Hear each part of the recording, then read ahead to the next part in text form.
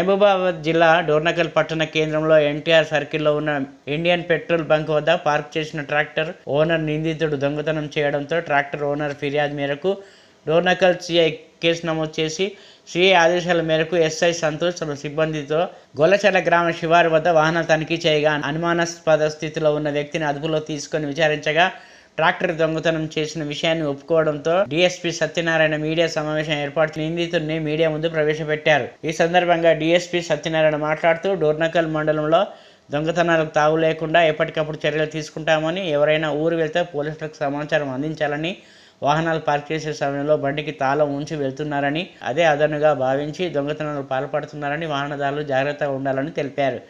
దొంగతనం కేసులో కీలక పాత్ర పోషించిన ఎస్ఐ సంతోష్, కానిస్టేబుల్ సైదులు అభినందించారు.